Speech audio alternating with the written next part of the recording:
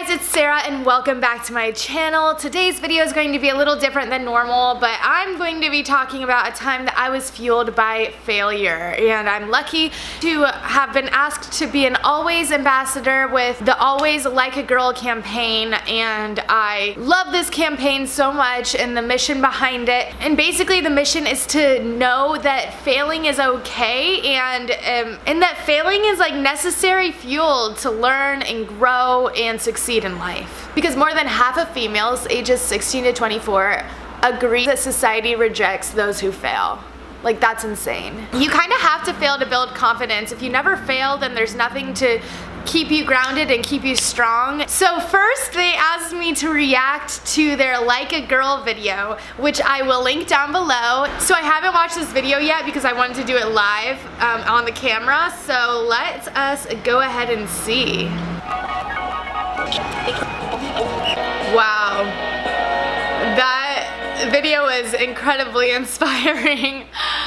Highly recommend checking it out, link below. Something that I've learned recently that I kind of mentioned in my self-love video, if you haven't seen it yet, go check it out, is that the people you idolize the most and the people that you're jealous of have failed over and over and over again, just like you, just like all of us. It's just so important to remember that even if you fail, that you should just keep going and work so much harder, because it's definitely worth it in the end. 65% of females ages 16 to 24 avoided trying new things during puberty because they're afraid of failing. Like, what? So that leads me into like a story of a time I failed, and this was my senior year of high school actually. And if you guys are new to my channel, you probably don't know that in high school I was very involved in theater, and for every single show starting my junior year I did the hair and makeup and was in charge of that.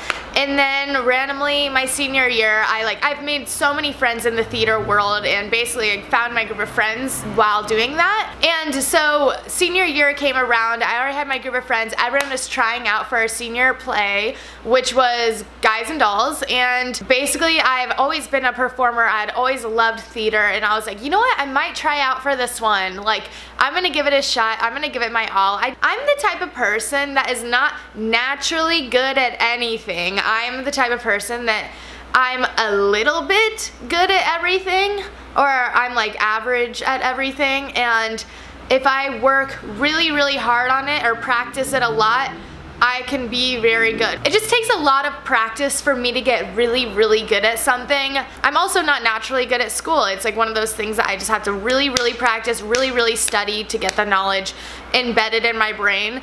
And that's just something that's been a part of my life like forever. And I am aware of that. So I was always at singing, at dancing, but I always loved singing and dancing. I am an ESFP, if you know the personality types. I'm an entertainer, but yeah, so all of my friends are dancers and have been on dance team forever, whatever. I just joined dance team my senior year and was lucky to have made it. I know I was on the cusp. All of my friends were auditioning to be Hotbox girls, and there's either 10 or 12 Hotbox girls.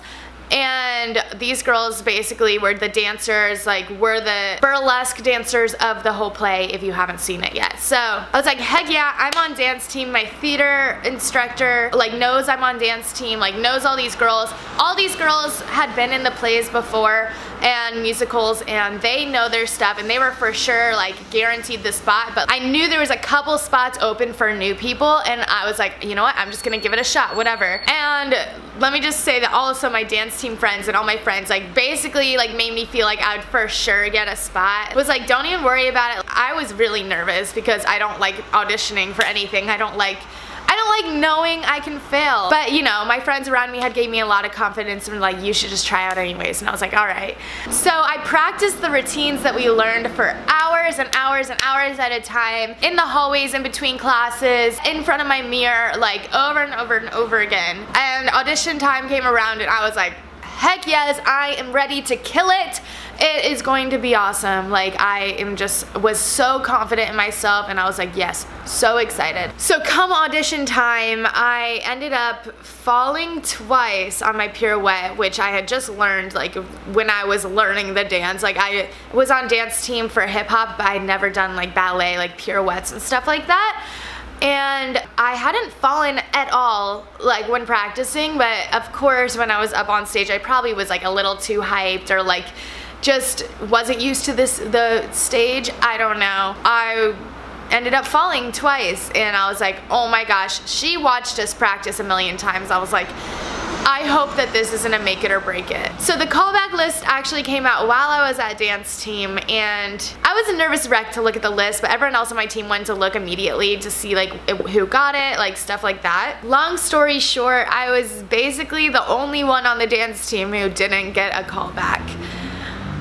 Which, wow, in the moment was the most heartbreaking news I had ever heard. I felt so incredibly defeated and sad during the rest of the practice that afterwards I went straight to my boyfriend's house at the time and just cried in his lap for literally like 2.5, 3 hours. As much as I was like, oh my gosh, like the theater like system sucks, like I just like don't want to be involved anymore. In my head, I knew that that wasn't the right decision for me, and I decided to stay in the play anyways. And I was one of the mission people instead. As embarrassing as I thought it was to be a part of the mission group in the ensemble and not a part of the Hotbox Girls the whole time, just like not getting the spot I wanted, I found out that through that failure I met so many incredibly awesome people and new people that I wouldn't have surrounded myself with if I did make the Hotbox Girls. I made connections with people I wouldn't have made before, and I made connections with people who like honestly changed my life. I learned that sometimes you're gonna be let down in life, and that's okay. Like, being let down will only make you stronger, and being able to conquer those letdowns and rise up above everyone else is just the best feeling in the whole entire world. And you should be proud of yourself no matter what for giving it all you got anyways. Because who cares if it's not enough? At least it's all you got, and you can be happy for yourself. Who cares if no one else is happy for you?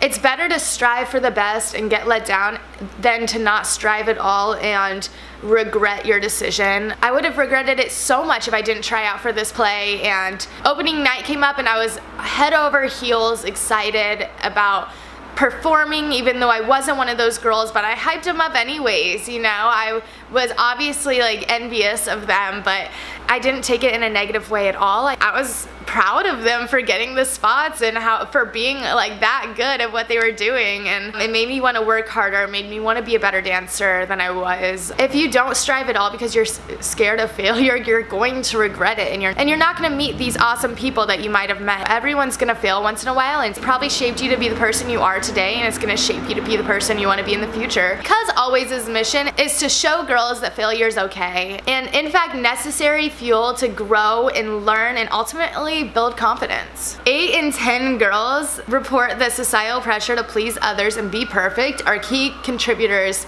to girls' fear of failure during puberty. And this pressure to be perfect and to please others, I just want it to diminish. We are all girls, we all go through puberty. Like, if we're not talking about it, who is? We need to take these failures and fuel ourselves with them to keep going in life. Like a girl, hashtag like a girl, guys. Girl power. All of us want to be unstoppable, and we want to learn and grow as people. I'm pretty sure, like, if you're on this channel, you're probably wanting to grow as a person. I just think that we all need to stop being scared of failing and use it to our advantage.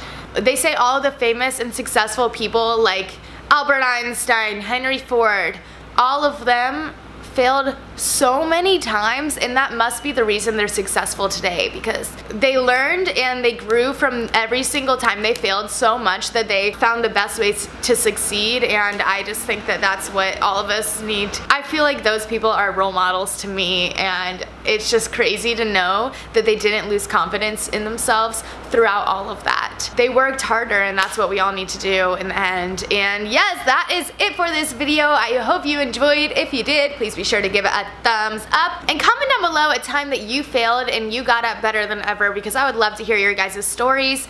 I hope you guys enjoyed this video. If you'd like to see more, let me know in the comments as well, and I will see you guys in my next video. Bye. Peace.